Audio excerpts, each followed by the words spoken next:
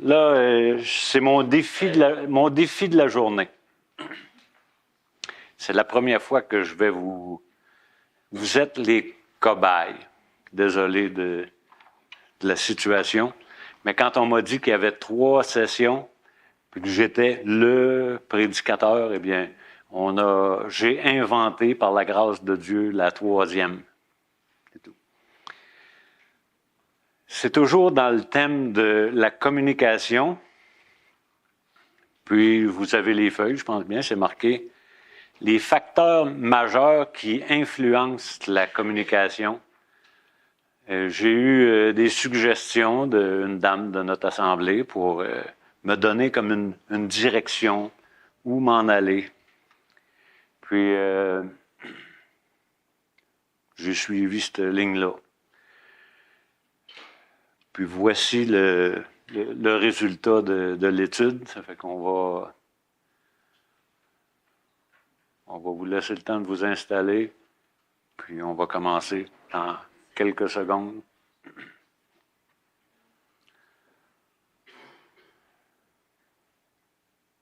On va prier.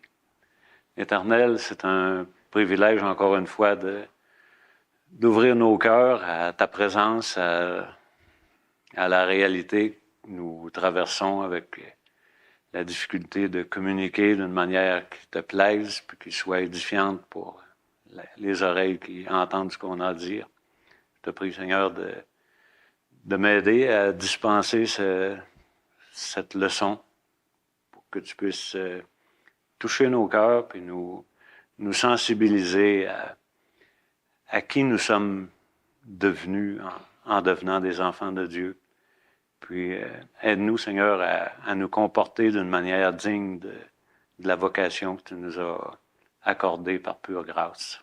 Je te demande ta bénédiction sur nous, sur chaque couple dans cette salle, puis que tu puisses vraiment nous revitaliser puis nous transformer de plus en plus à l'image de Jésus. C'est en son nom qu'on te prie. Amen.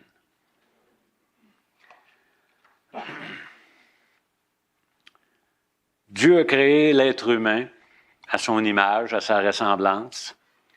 Puis, si vous lisez votre Bible d'une manière régulière, d'un couvercle à l'autre, eh bien, quand on retourne en Genèse, on voit qu'il s'est passé quelque chose. Puis, depuis que le péché est entré dans le monde, eh bien, on en subit les conséquences. Puis, Dieu est intervenu. Puis, il a réglé le problème du péché une fois pour toutes à la croix du Calvaire. Puis, ceux qui se tournent vers lui par la foi reçoivent le pardon de leurs péchés puis la vie éternelle en Jésus-Christ. Puis, notre responsabilité, une fois qu'on a accepté Jésus-Christ, c'est une nouvelle vie qui commence. Puis, on est appelé à aimer Dieu, puis à aimer notre prochain comme nous-mêmes. Puis c'est tout un défi dans un monde déchu, avec une nature déchue, mais on a la grâce d'avoir une nouvelle nature. Puis c'est le facteur déterminant. Ça fait que le premier facteur majeur là, qui influence la communication, à mon avis, parce que c'est mon avis, c'est ton identité. Ça, c'est le mot qui vous manque. Parce que nous sommes devenus des nouvelles créatures en Jésus-Christ. Nous sommes des chrétiens. Puis, on a été créés à l'image de Dieu.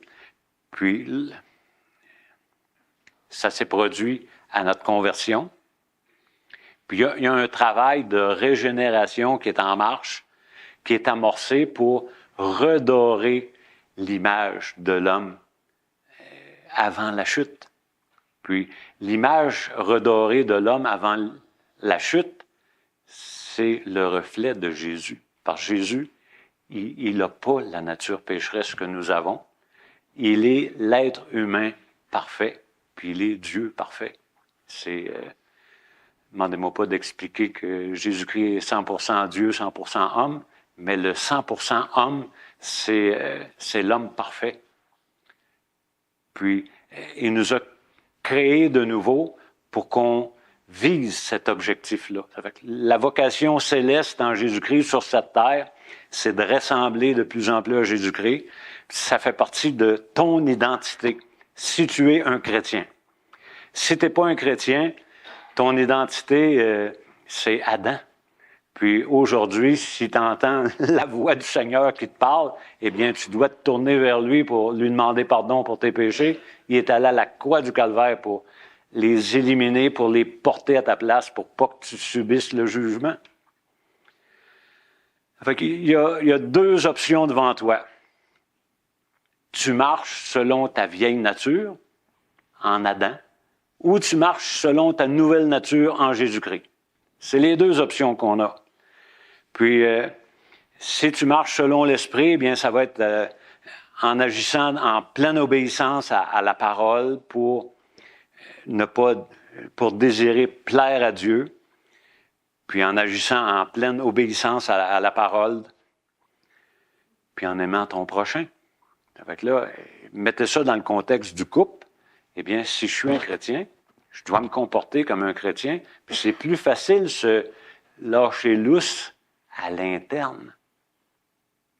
Souvent, on est plus poli, plus courtois, plus aimable en public qu'en privé. Puis la vraie vie, elle se passe en privé. Parce que la personne avec laquelle tu as le plus d'intimité, c'est ton conjoint. Puis là, il faut que tu te comportes comme un chrétien. C'est ça l'objectif.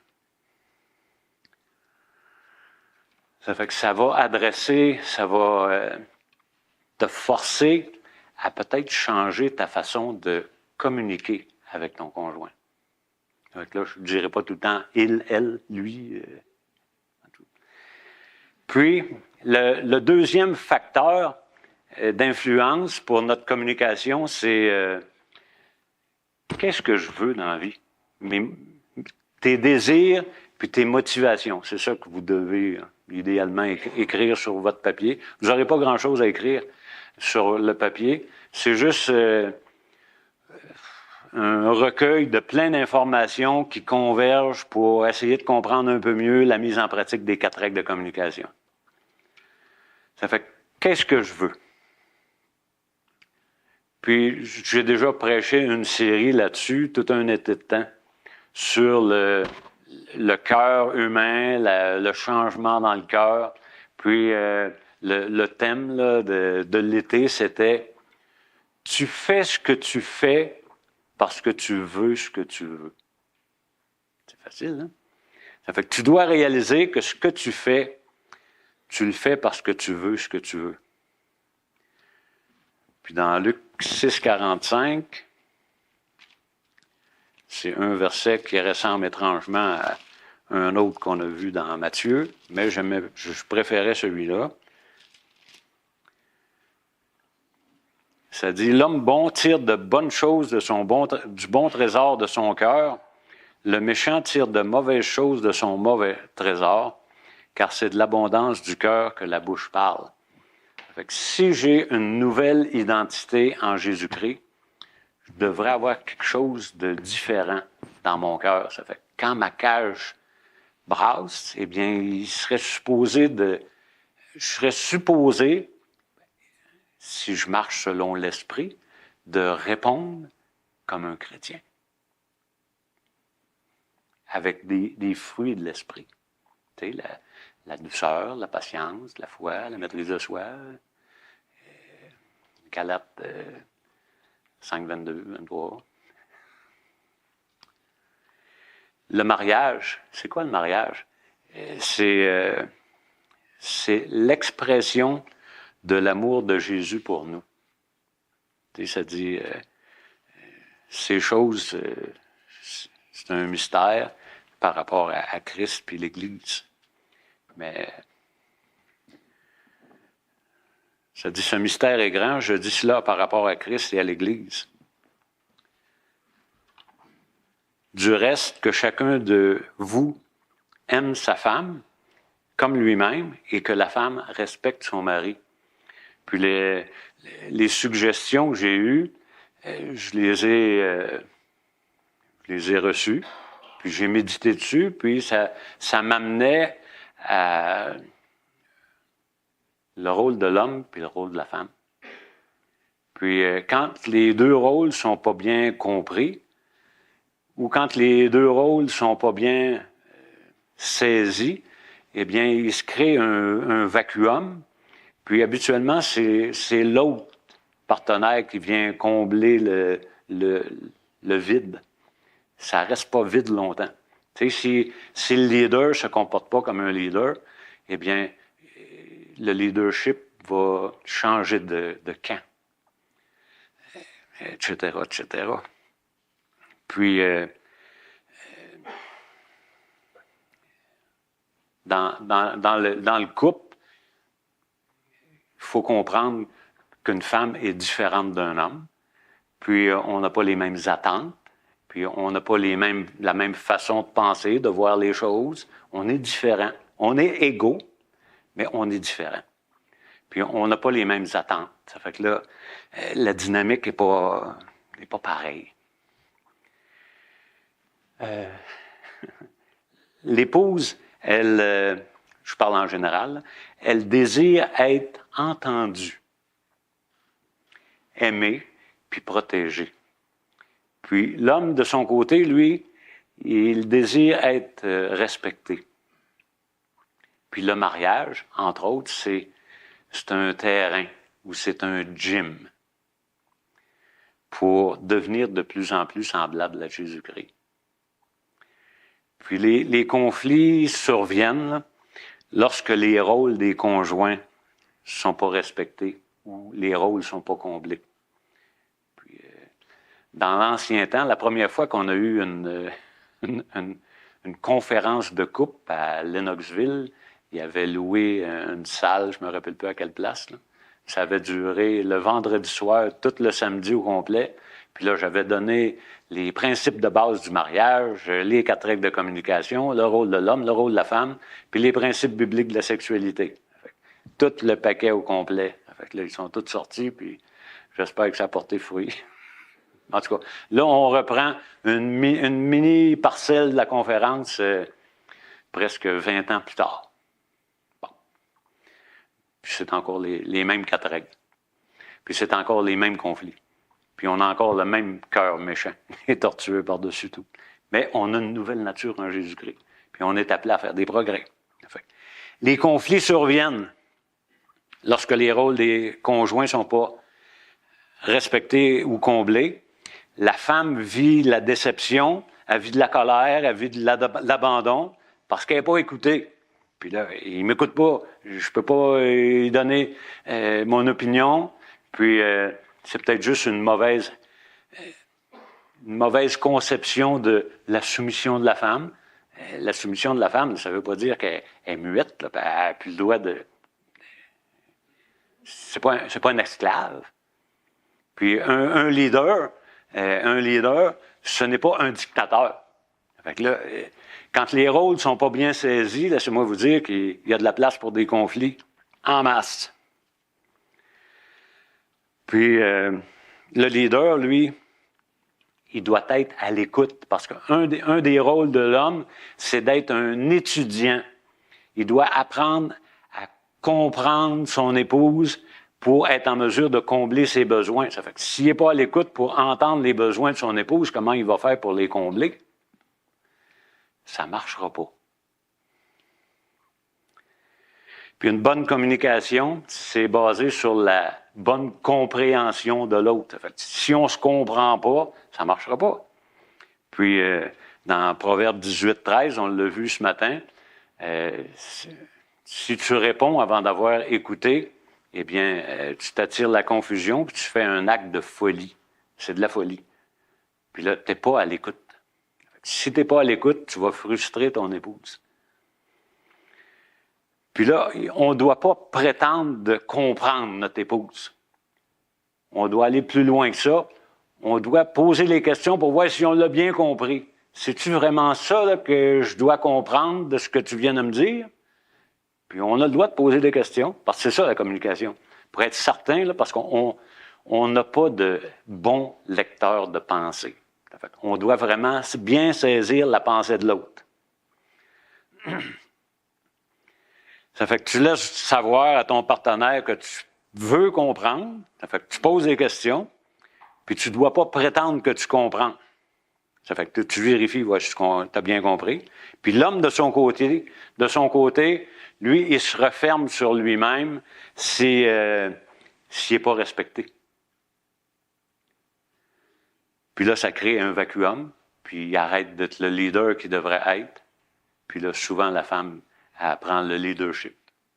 Puis là, c'est elle qui devient le boss, le chef. Puis ça dit, Christ est le chef, Dieu est le chef de Christ, Christ est le chef de l'homme, puis l'homme est le chef de la femme. Puis c'est un appel à la soumission. La soumission, ce n'est pas l'affaire des femmes. Parce que Christ a été soumis au Père. L'homme doit absolument être soumis à Christ. Puis idéalement, la femme doit accepter volontairement de se placer sous l'autorité imparfaite de son mari. C'est pas facile. Parler de ça à ma femme. Mais qu'est-ce qui se passe lorsque mes désirs ne sont pas comblés? Parce que là, je veux ce que je veux, mais à quel prix? Qu'est-ce que je suis prêt à faire pour combler mes besoins à moi? Puis là, ça dérape quand tu arrives au point où tu es prêt à pécher pour obtenir ce que tu veux. C'est là que les conflits arrivent. Puis là, voici quelques signaux pour sonner comme l'alarme, là, ou comme nous éveiller à un type de mauvaise communication qui pourrait prendre place là, dans notre couple. Là. Puis là, j'en ai 4.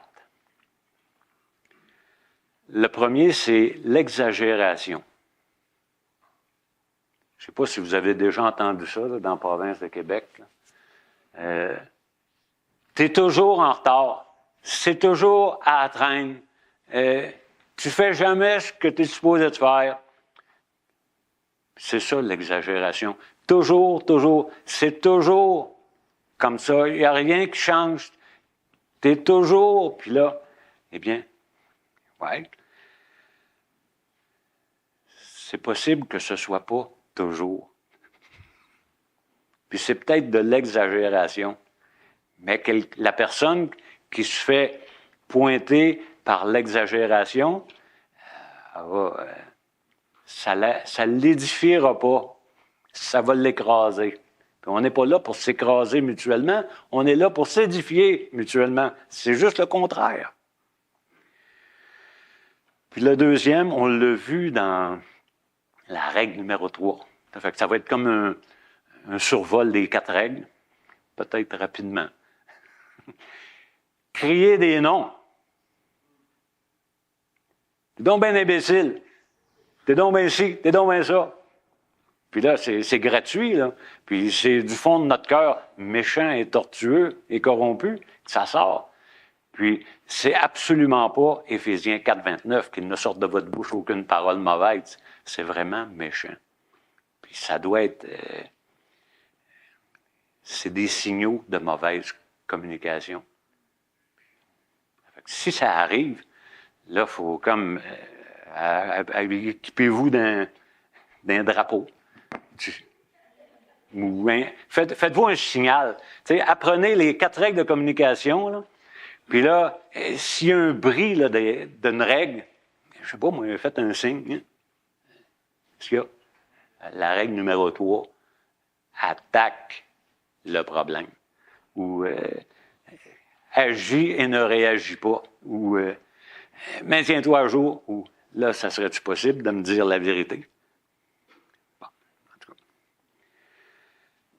Le troisième signal d'une mauvaise communication, c'est ceux qui sont experts ou ceux qui attendent une lecture de mes pensées.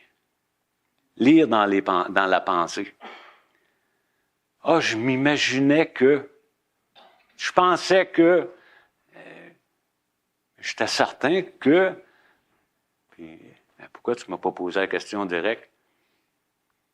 Tu sais, poser une question là, pour avoir une réponse directe, pour saisir la pensée de l'autre personne, c'est élémentaire.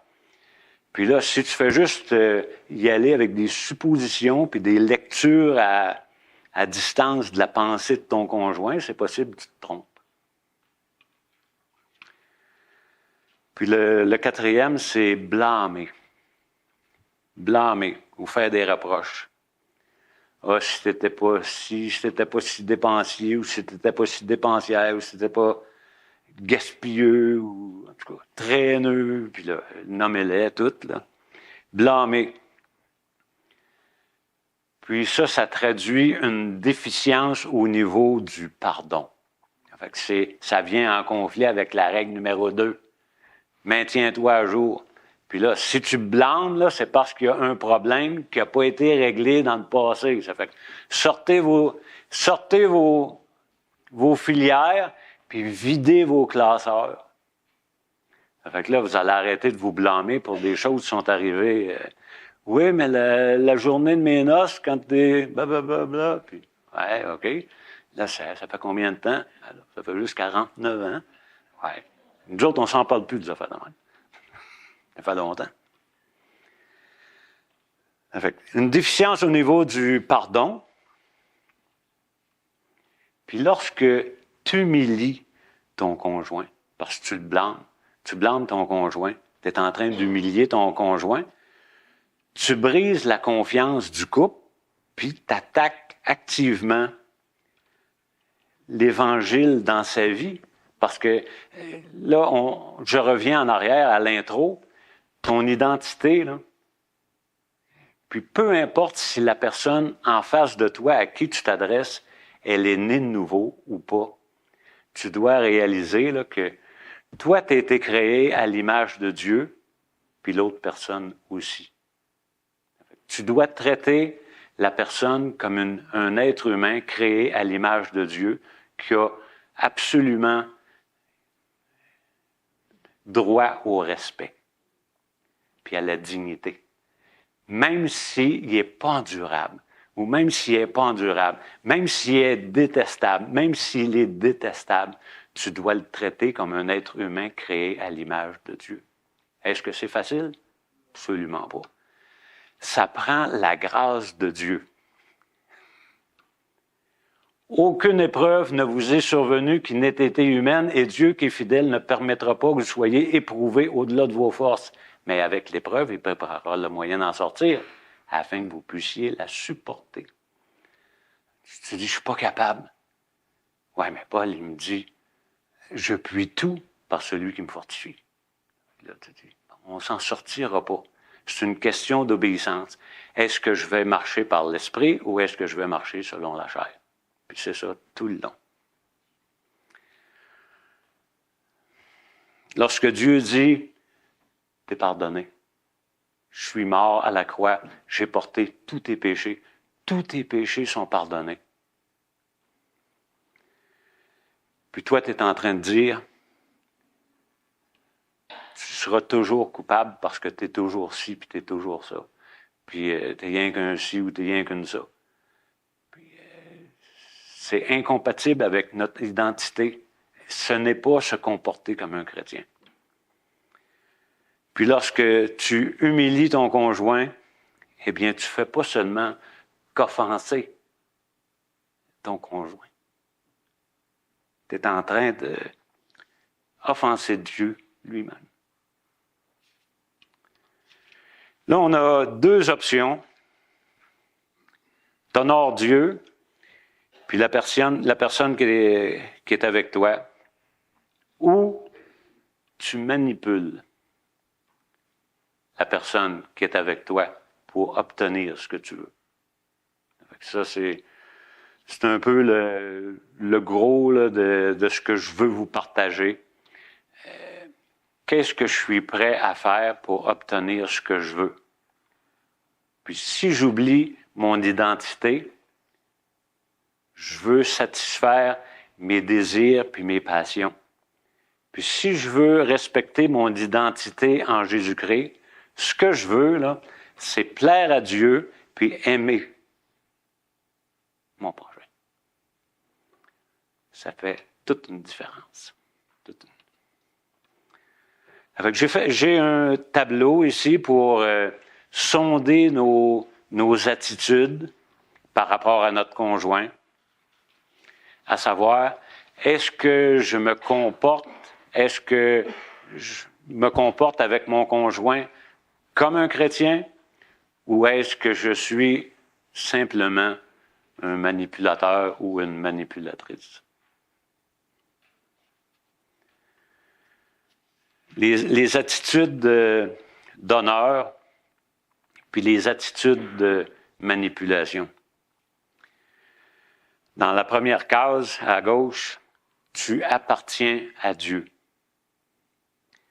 Puis, si tu es dans la phase manipulation, eh bien, tu dis peut-être inconsciemment là, à ton conjoint, toi, là, chérie, là, tu existes pour me servir.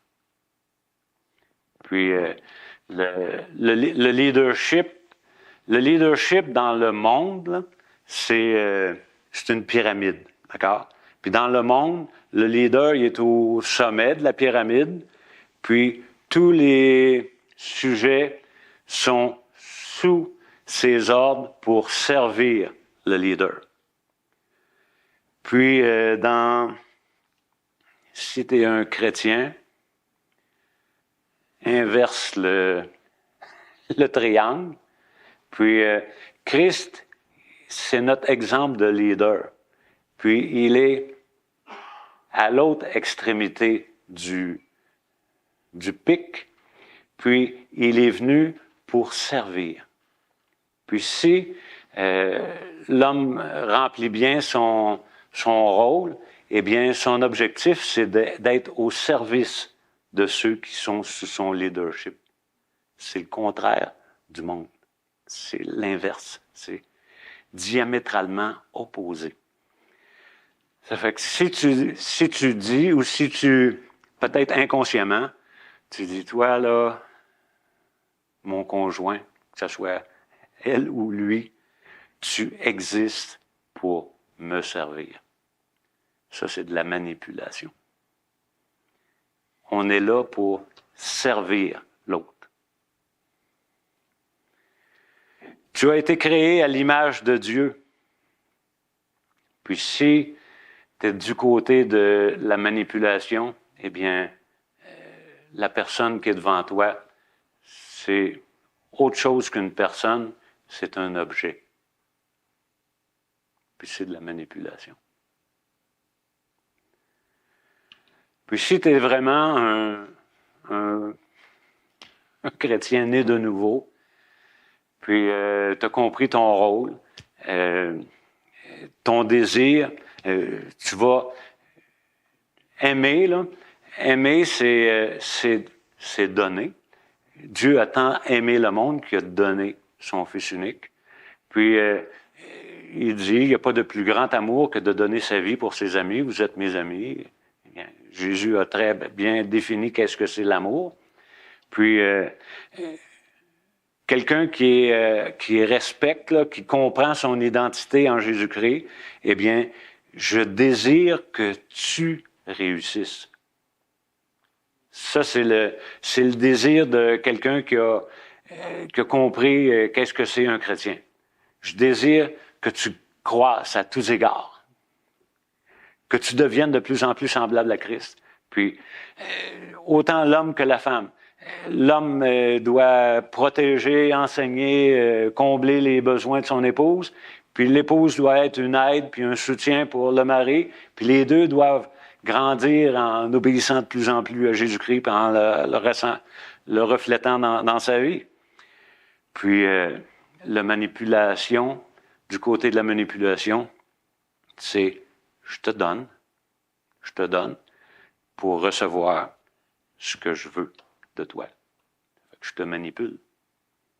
Oui, je vais te donner ça, mais c'est bilatéral. Puis dès qu'il n'y aura pas le retour, eh bien, on ferme la valve. Il ne m'aime plus. Elle ne m'aime plus. D'accord? D'accord? Puis là, si un homme venait me voir et me dire, pour me dire, ma femme ne m'aime plus.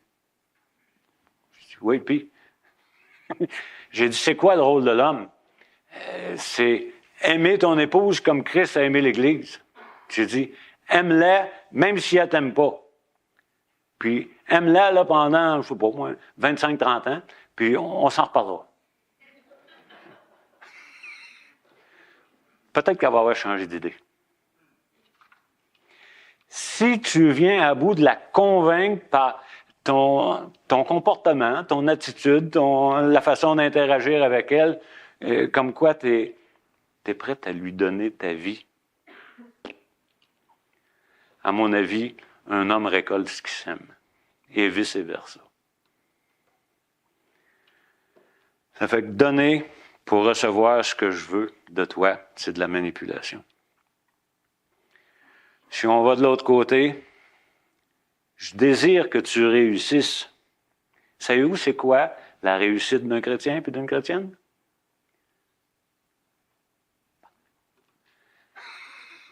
J'ai même appris à lire sur les lèvres, dans les livres puis sur les lèvres. La réponse est venue de la salle, c'est de ressembler à Jésus-Christ, parce que j'arrête pas de le dire constamment. Je ne me lasse pas de vous dire les mêmes paroles, car pour vous, cela est salutaire. Si vous retenez ça de la conférence, vous êtes en business, vous devez devenir de plus en plus semblable à Christ. C'est ça l'objectif. Mais pour le côté manipulation, si ton désir, ce n'est pas la réussite de ton conjoint, eh bien, j'ai besoin que tu me rendes heureux ou heureuse. Parce que c'est ça l'objectif. Ma motivation, là, c'est d'être heureux, puis je vais me servir de toi pour mon bonheur. Ça, c'est de la manipulation. Puis quelqu'un qui a compris son identité, c'est « je veux que tu réussisses, ça va peut-être me coûter la vie. » Peu m'importe. J'ai décidé de t'aimer, peu importe le prix. Christ, il a donné la totale. Il dit, va, puis fais la même chose. Bon. C'est une décision à prendre. On revient du côté de l'honneur. Dieu t'utilise pour me rendre semblable à lui. Puis là, pensez là, à un conflit. Là. Tu dis, mais veux-tu bien me dire qu'est-ce qui se passe aujourd'hui? Ou toute une journée? Puis là, je t'ai rarement vu dans cet état-là. Puis là, comment ça se fait que tu es si contrariant au projet que je veux mettre de l'avant? Puis là, si vraiment tu es conforme à ton identité en Jésus-Christ, ça va peut-être t'allumer des lumières. En tout cas, là, je parle pour mon épouse et moi. Là. Ça arrive des fois, là, pas à tous les jours, merci Seigneur, qu'on n'est pas d'accord sur des sujets ou sur un projet. Puis là, il y a une résistance. Ça fait que là, on doit comme allumer quand il y a pas un accord mutuel. Il y a quelque chose qui ne va pas. Puis habituellement, on ne voit pas la vie de la même façon, un homme et une femme.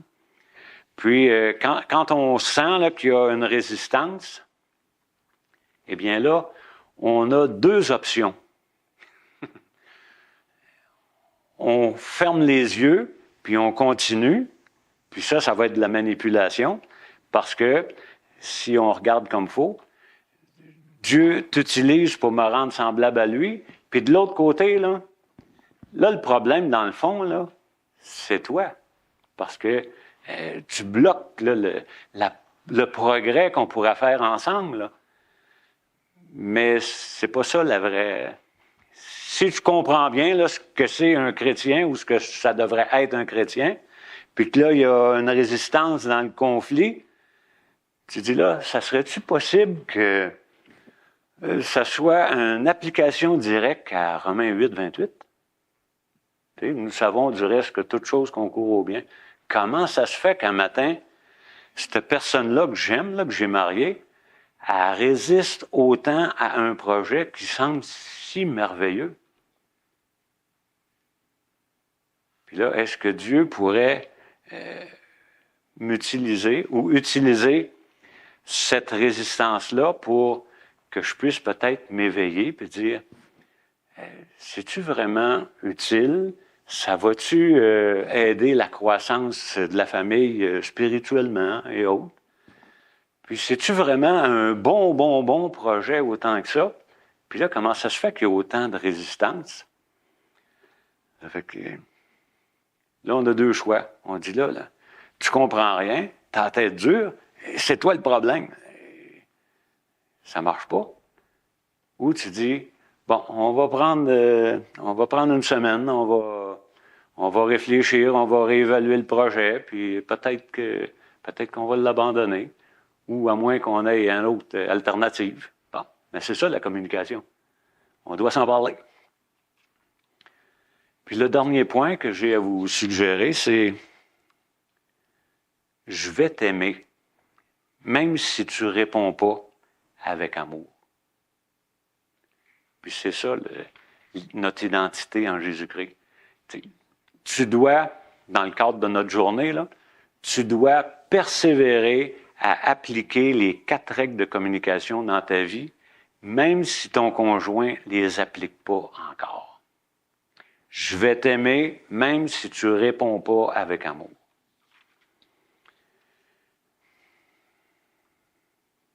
Puis de l'autre côté, de la manipulation. C'est là la tristesse là, de la déconstruction de la famille, puis les taux de divorce, puis les conflits qui s'éternisent, puis qui s'en ramassent dans les dossiers, dans les classeurs. Eh bien, je vais t'aimer aussi longtemps que ça marche. Si ça ne marche pas, c'est terminé. Moi, mon objectif, c'est de te changer pour que tu puisses répondre à mes besoins. En arrière de ça, on voit que c'est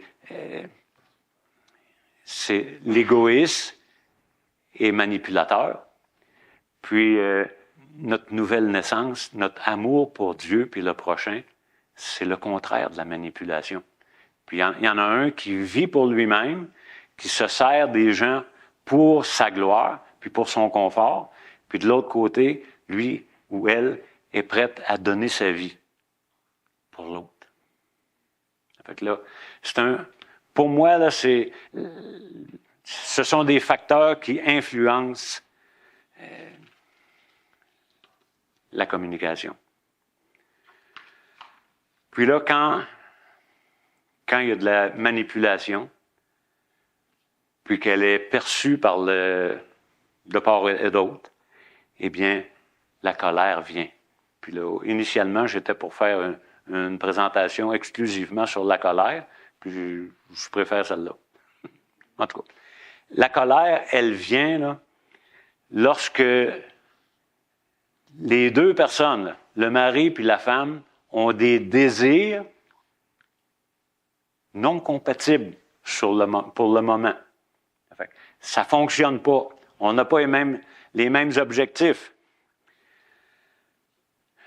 Lorsqu'une personne désire de la sécurité, de l'approbation ou quoi que ce soit d'autre, puis réalise que son conjoint est incapable de vraiment satisfaire son désir, son appétit, eh bien, au lieu de reconnaître qu'on laisse tomber, eh bien, le conjoint va punir l'autre parce qu'il n'est pas disposé ou n'est pas disposé à collaborer. Fait qu'il y a, ne vous vengez point vous-même. Toute l'amertume, la colère, toute l'animosité, eh bien, fait qu'on on a deux choix dans la vie. on honore la personne que Dieu a placée dans notre vie ou on la manipule. Puis honorer une personne, eh bien, l'objectif, c'est vraiment l'édification. La manipulation, ça va blâmer son conjoint. Puis lorsqu'un conflit arrive, lorsque tes désirs sont en conflit avec mes désirs, eh bien, la première réaction naturelle, c'est de voir ton conjoint comme étant le problème. Fait que là, tu attaques la personne. Tu dis toutes sortes de choses que tu ne devrais pas dire. Fait que je ne vous donnerai pas d'exemple. C'est voir ton conjoint comme étant le problème. C'est un obstacle aux choses que tu désires. Tu dis, si tu n'avais pas cette idée-là, là, on pourrait y aller de l'avant. Là. Mais là, tu bloques le projet. Là. Tu freines la croissance de notre famille. Puis là, souvent les deux viennent en colère. Puis le conflit dégénère. Tu es un obstacle entre moi et le bonheur. Puis là, tu glisses dans la manipulation. Puis là, en tout cas, je ne sais pas si vous avez déjà entendu parler de ça, là, le narcissisme compulsif. Eh bien, c'est pas facile. Pas facile. Mais c'est vraiment une triste réalité dans ce monde dans lequel on vit. Tu es concentré sur ce que tu veux, puis tu ne vois pas ou tu ne vois plus ton conjoint comme une personne, mais comme un obstacle. Puis ça, c'est de la manipulation à 100% et plus. L'honneur, de l'autre côté, il apprend des autres. La manipulation voit son conjoint comme un obstacle entre ses mains, tandis que honorer ton conjoint, ça signifie que tu le vois comme un outil entre les mains de Dieu. Ça fait que là, dès qu'il y a un conflit dans le couple, là, eh bien, il ne faut pas voir la résistance comme la personne qui est le problème. On doit voir la résistance comme Dieu se sert de ce conflit-là pour que j'allume au niveau de mon identité. C'est une opportunité que Dieu me donne pour voir la situation d'une autre perspective puis dire ouais, peut-être que cette personne-là qui résiste à moi, elle a peut-être raison. Ça se peut qu'on s'en aille vers un désastre. Puis là, prenez le contexte là, du rôle de l'homme puis le rôle de la femme, la soumission puis le leadership. Puis là, si le leadership est à extrémiste, c'est du dictatoriat. Puis la soumission, c'est pas de l'esclavage. Puis là, c'est des sources potentielles de conflit.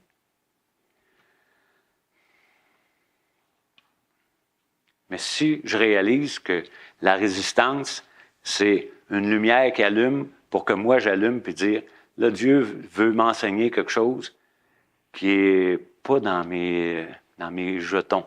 C'est pas dans mes désirs immédiats. Ça vient contrecarrer mes plans. On dirait que Dieu a un plan qui est différent du mien. Puis là, la résistance, c'est comme réveille. Peut-être qu'il faut que tu changes d'idée. C'est pas facile, changer d'idée. Parce que je fais ce que je fais, parce que je veux ce que je veux. Mais est-ce que je veux vraiment plaire à Dieu? Ou est-ce que je veux me plaire? C'est la question. On peut réaliser l'importance de se rappeler notre identité en Jésus-Christ. On doit absolument en arriver à un pardon mutuel. Puis nos rôles respectifs dans le couple pour glorifier notre grand Dieu par notre langue. C'est C'est ce que j'avais pour vous cet après-midi.